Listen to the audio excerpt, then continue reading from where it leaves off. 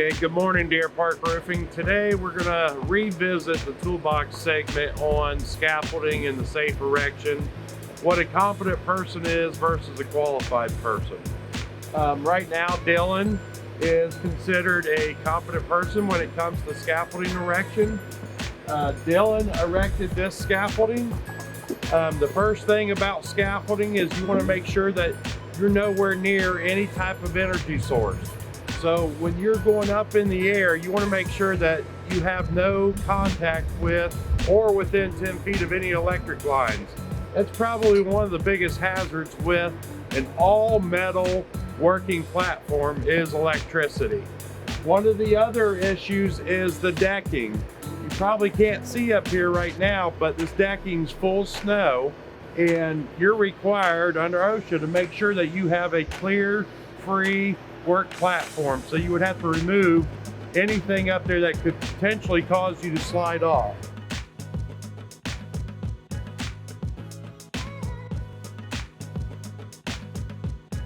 Now, when we're talking about scaffolding, it all starts from the base. If you get this part of it right, the rest of your scaffolding is going to be plumb and it's going to be leveled. So these are screw jacks. You always want to have a screw jack. It's a lot easier to level up your scaffolding with a screw jack instead of trying to shim it up with mud sills or pieces of wood. Now let's talk about the mud sills. The mud sills is primarily a weight distribution for your scaffolding system. You always want to use a mud sill to disperse weight. Right now, this scaffolding is set up on fill dirt. It's not compacted soil. So there's a good potential when it starts thawing, this scaffolding system may start going out of plumb, and then we're going to have to readdress the issue and plumb it back up.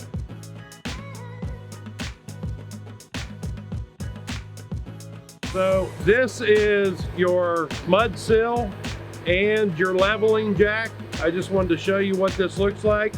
When you install this underneath your frame, you want to make sure that you nail down your mud sill to your leveling jack so there is no potential for this thing to slide.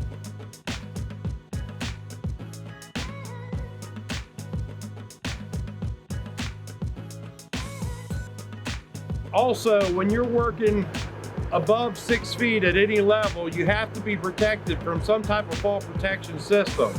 It's either a guardrail system, which just says you have a mid rail and you have a top rail, or you're required to have personal fall rest or a safety net. Personal fall rest makes no sense when you're working off scaffolding when you could put up a guardrail system.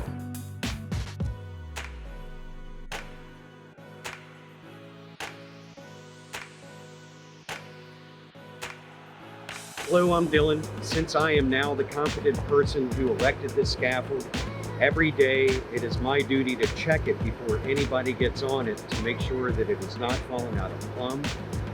Right now we have winter issues, frozen issues, and when we get on the scaffold, when things start to fall, because this is fill dirt, I'm going to check it in the morning, and then I'm going to check it when we go down at lunch, just to make sure that everything is still plumb, square, and level. I'll do that every day for every day that we are out there. My guys are also competent guys, but I'm going to be the one in charge, so there's no confusion or miscommunication. So I will always make sure that this is safe for all of us to work on.